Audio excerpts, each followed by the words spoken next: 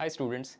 So the final merit list of the Maharashtra MBA CET 2025, the CET cell has released the final merit list. So what we are going to do in this video is understand what you need to do from here. Right now, the first thing for you to do is to check what your final rank is. Now, how do you do that? Is there are two ways in which it can be done. The first is if you go to the CET cell website, you will find two lists here, which is final merit list for the admission. One would be the all India candidates and the next is the Maharashtra state candidates. So your name, if you are somebody who is from Maharashtra state, your name will appear in both of these. So you'll have a different merit number there. And you will also be able to find the same thing via this option here called final merit display. So if you click on this, there are two things that you will have to enter. The first is the application ID followed by your date of birth, and you will be able to see what is your state general merit number, what is your all India number, etc. So the list is out, make sure that you check it. Now in this list, you will also just ensure that you confirm all the data points. Of course, there's nothing that can be done right now because after the provisional merit list, you had that window wherein you could inform them that there is some discrepancy, but now there is no way that you can inform them. So even if there is any issue, of course, that is something that will just continue. Now regarding the important dates, there is nothing that has been updated as of now. So if you go to the important dates section, you will not see any mention of when the first cap round is going to start. The only thing that they have mentioned is when the display of the final merit list is going to happen, and it has happened on time. But if you look at the last year's dates, right, what you can see is last year they had announced the final merit list on 9th August, and the first cap round began immediately on the next day. So right now there is no indication on the website that something like that is going to happen, but I think it will start very soon. So typically they are not going to give you too much time now. And in fact, things are happening ahead of schedule compared to last year. Last year the first round started on 10th and then it continued till 12th. So make sure that you're going to be available to participate in the cap rounds from now on. Okay, so if you're planned for any vacation or something, just make sure that you're available here because you'll also have to report to the particular B school. So those of you who are applying for, let's say, certain set of B schools, you will also have to go and do some things in person to confirm your admission, and that is why you need to be available in whichever city the particular B school is in. Now there are a couple of things that I wanted to add to this particular discussion is how do you check the cutoffs. Now I have covered this earlier, but I thought I'll do a quick round of it once again. Is on the CET cell website itself you have last year's cutoffs, and this is where you can find. So let me take you to the home screen, and on the home screen you will be able to see this section.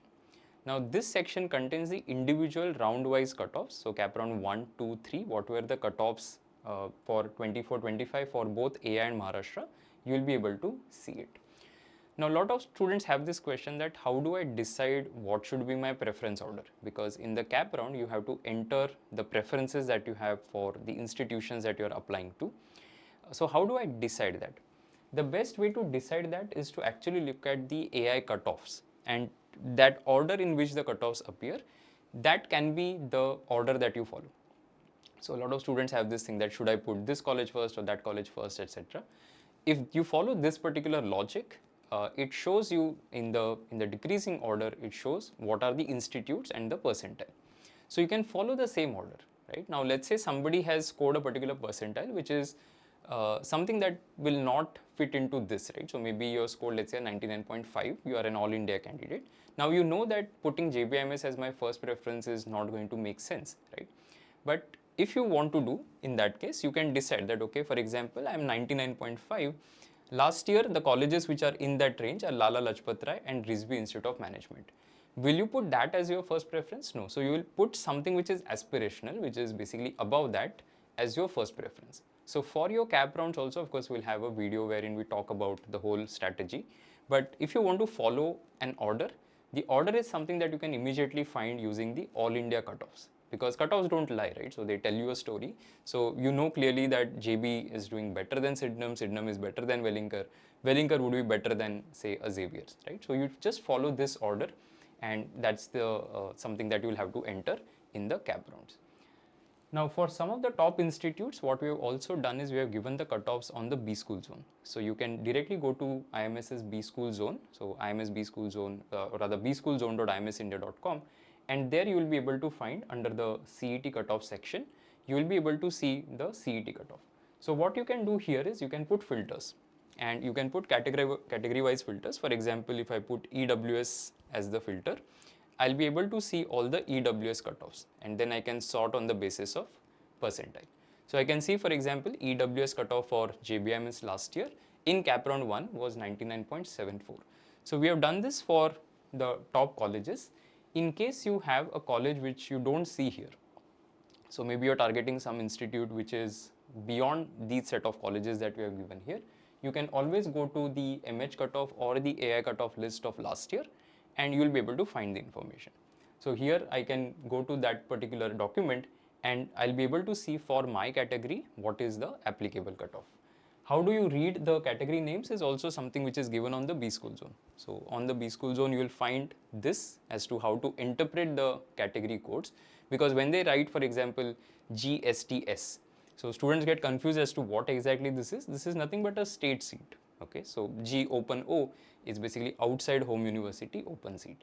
So have a look at this particular page wherein you can find the cutoffs.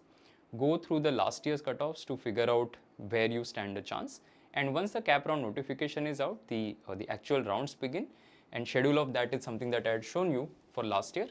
More or less it will follow similar schedule in terms of the duration which is given for the individual cap rounds, and then how much time do you have to confirm your admission at that respective institute.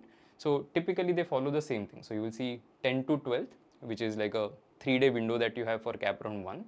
Post that, they show the allotment list after 1 day's break, and then you have another 3 days in which you can actually confirm your admission, right? So the reporting to the institute is something that you will have to do, and then that is followed by the next round. So typically the duration for the activities, that will remain the same, but when exactly cap round 1 will start, we don't know it yet. But once it is out, we'll of course make a video on it. So thank you so much for watching. I hope it has helped you. Wish all of you all the best. Let me know if you have any questions. Bye.